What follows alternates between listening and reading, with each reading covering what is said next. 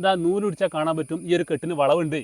അതായത് സെൻറ്ററിൽ ഒരു 1.5 ഇഞ്ച് ഉള്ളോട്ട് വളവുണ്ട്. അത് ഞങ്ങൾ മനഃപൂർവ്വം വെച്ചതാണ്. ഈ ഒരു വളവ് ഞങ്ങൾ മനഃപൂർവ്വം ഉള്ളോട്ട് വലിച്ചു വെച്ചതാണ്. നമ്മൾ അടിയത്തെ കല്ലെന്ന് പറയുമ്പോൾ ഇത്രയാണ്. ഇവിടുന്ന് കുറച്ച് വലിച്ചു വെച്ചാൽ എന്തിനാറിയോ, കെട്ട് തിക്കാതാക്കാനാണ്. ഇതൊരു നേക്കാണ്. അതായത് മണ്ണും വെള്ളം കൂടി ഇങ്ങോട്ട് വരുന്ന സമയത്ത് ഈ മതിൽ ഇങ്ങോട്ട് തിങ്ങണ സമയത്ത് ഇത് ടൈറ്റ് ആവാട്ട് ചെയ്യുക. കെട്ട് മുറുകെ ചെയ്യുള്ളൂ. മുറുകിയിട്ട് രണ്ട് ഭാഗത്തേക്ക് ഇവിടേക്കും അവിടേക്കും ടൈറ്റായിട്ട് ഈ കെട്ടിവിടെ എന്ത് ചെയ്താലും പുറത്തേക്ക് തിങ്ങൂല.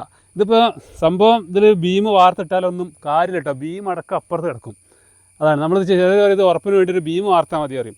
ഒരു ചെറിയ കമ്പിയൊക്കെ ഇട്ട് ബീം വാർത്താൽ ആ ഒരു ബീം അടക്കം പോവും. ഒറ്റ പോക്കാ പോവുക. നമ്മളിപ്പോൾ ഒരുപാട് സ്ഥലത്ത് കാണുന്നതാണ്. നമ്മളിവിടെ IOC ചേളാരി IOCൻ്റെ വലിയ മതിൽ 3-4 മീറ്റർ ഹൈറ്റ് പൊക്കത്തിൽ മണ്ണ് ലെവലിൽ കെട്ടി പൊന്തിച്ച മതിൽ ഒന്നായിട്ട് ഇടിഞ്ഞ് വീണ് ആകെ നാശമായിട്ട് എന്തോ ഒരു ഭാഗ്യം കൊണ്ടാണ് അവിടെ ആളപായം ഇല്ലാതെന്നത്. ആ റോഡ് മൊത്തം ബ്ലോക്കാണ്. അപ്പോൾ അതാ പറഞ്ഞത്, വെള്ളത്തിൻ്റെയും മണ്ണിൻ്റെയും ശക്തി എന്ന് പറഞ്ഞാൽ അപാരമാണ്. കിണറിൻ്റെ പടവ് അതന്നെ, നമ്മുടെ റൗണ്ട് കിണറുണ്ടല്ലോ, റൗണ്ട് കിണർ ഒരിക്കലും കെട്ട് തിങ്ങാതെക്കാൻ കാരണം അതാണ് വളച്ചിട്ട് ആർച്ച് മോഡലായതുകൊണ്ടാണ്. അപ്പോൾ ആ ഒരു ആർച്ച്, ചെറിയൊരു ആർച്ച് കൂടെ ഉണ്ടാക്കിയെന്ന് മാത്രം. അങ്ങനെ ഞങ്ങൾ ഇത്രയും സ്ഥലം ഫസ്റ്റ് വരി വെച്ചിട്ടുണ്ട്. ഇതിൻ്റെ മുകളിലേക്ക് ഇങ്ങനെ പടവ് ചെയ്ത് ഇത് ഫില്ലാക്കിയിട്ട് കാണിച്ചു തരാം ഈ ഒരു മതിലിൻ്റെ സെറ്റപ്പ്. ഓക്കെ, അപ്പോൾ ഈ ഒരു മതിൽ ഇവിടെ നമുക്ക് നോക്കിയാൽ കാണാൻ പറ്റും. ഇവിടെ ഫുള്ളായിട്ട് ഒരേ ജോയിൻറ്റിലാണ് വന്നിട്ടുള്ളത്. അപ്പോൾ ഞങ്ങളുടെ നാട്ടിലൊക്കെ ഇതുപോലെ മണ്ണ് ലെവൽ വരെ മതിൽ കെട്ടുന്നത് എന്താ വെച്ചാൽ നമ്മൾ ഈ ഒരു തട്ടുകല്ലൊക്കെ ഉപയോഗിച്ചിട്ട് സിമെൻ്റ് ഒന്നും ഇല്ലാതെ ഈ രീതിയിൽ ഒഴുവും പാക്കിട്ടിട്ടാണ് സാധാരണ കെട്ടാറുള്ളത്. ഇതിപ്പോൾ ഫുള്ളായിട്ട് മുന്നിൽ ഫുള്ള് പാക്കിട്ടിട്ടാണ് കെട്ടിയത്.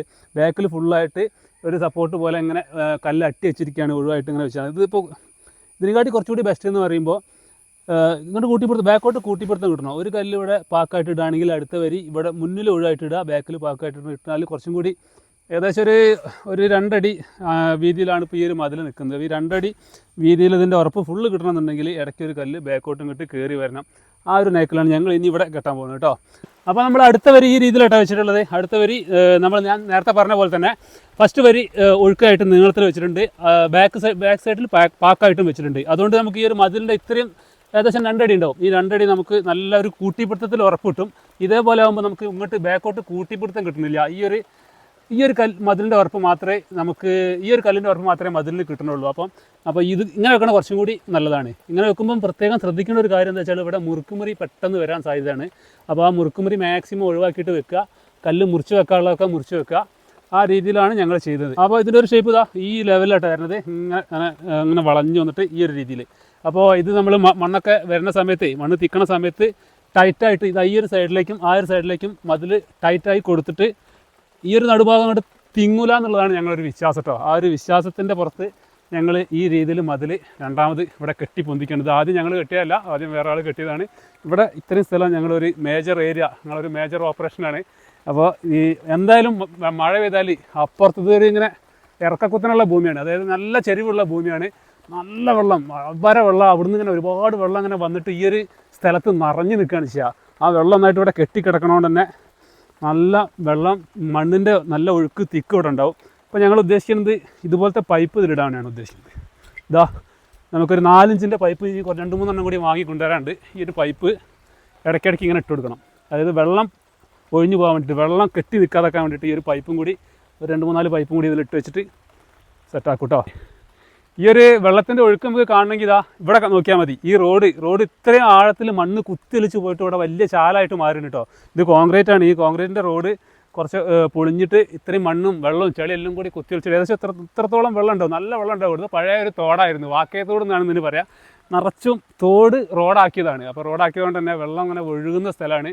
ഇതിലൂടെയൊക്കെ ഇങ്ങനെ വെള്ളം ചാടുന്ന സ്ഥലമാണ്. അപ്പോൾ അത്രയും വെള്ളം ഇവിടെ വരുന്നുണ്ട്. അപ്പോൾ അതുകൊണ്ടാണ് ഞങ്ങളിവിടെ ഈ രീതിയിൽ ഇവിടെ ഒരു സൂക്ഷിച്ച് കെട്ടണത് കേട്ടോ.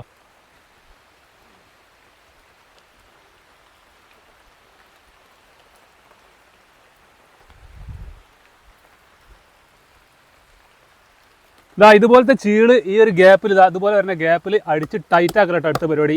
ഓരോ വരി വെക്കണ സമയത്തും ഇതുപോലെ ടൈറ്റ് ആക്കി കഴിഞ്ഞാലേ ഇത് ഭയങ്കര ടൈറ്റ് ഉണ്ടാവും. അത് ഈ സംഭവം എങ്ങോട്ടും പോകില്ല. അതിൽ ഇതിൻ്റെ സിമെൻറ്റിൻ്റെ സെറ്റിങ്ങിൻ്റെ ഒന്നും ആവശ്യം വരുന്നില്ല. ഈ ടൈറ്റിങ്ങിലാണ് ഈ മതിലിൻ്റെ ഉറപ്പെടുക്കണത്. നമ്മളിത് നല്ല ഉറപ്പുള്ള പീസുകൾ വെച്ചിട്ട് ഓരോ ഗ്യാപ്പും നമ്മൾ നല്ല അടിച്ച് ടൈറ്റാക്കി കൊടുക്കണം. അങ്ങനെയാണ് ഈ ഒരു മതിലിൻ്റെ കെട്ടിൻ്റെ പണിക്കാരെന്ന് പറയുമ്പോൾ വേറെ ഒരു പണിക്കാരനാണ്, വേറെ ഒരു കഴിവനായിട്ട് ഈ ഒരു കെട്ടിൻ്റെ പണി എന്ന് പറയുമ്പോൾ. ഇതിപ്പോൾ ഞങ്ങളേ ഇവിടെയുള്ള പീസ് കല്ലുകൾ, പൊട്ടക്കല്ലുകളൊക്കെയാണ് അധികം ഇതിൽ വന്നിട്ടുള്ളത്. എന്നാലും നല്ല സ്ട്രോങ് ആണെന്നുള്ള കാര്യം ഞങ്ങൾക്കറിയാം. നല്ല സൈസുള്ള കല്ലല്ല, അതുകൊണ്ടാണ് ഈ ഒരു കലവില വരുന്നത്. ഇവിടെ ഞങ്ങൾ പീസൊക്കെ വെച്ചിട്ട് ലാസ്റ്റ് ഈ ഒരു കല്ലും കൂടി ഉള്ളത്. അടുത്ത വരിയും കൂടി ഒപ്പിക്കാണ്ട്. ഓക്കെ, ഏകദേശം ഹൈറ്റ് ആയിട്ടുണ്ട്. ഇനി ഒരൊറ്റ വരിയും കൂടി ഇവിടെ വെച്ചാൽ മുകളിൽ പാക്ക് മാത്രമായിട്ട് ഒരൊറ്റ വരിയും കൂടി വെച്ചാൽ പണി കഴിഞ്ഞാൽ.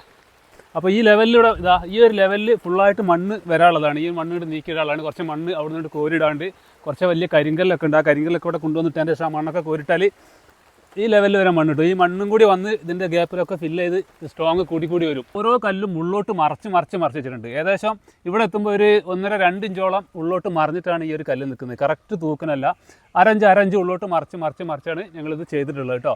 പലരും ചോദിക്കും, ഇതിപ്പോൾ സാധാ ഒരു പണിയല്ലേ, മതിൽ കെട്ടുന്ന ഒരു പണി, എന്താ ഇപ്പോൾ ഇത്ര കൂടുതൽ പറയാനുള്ളതെന്ന്.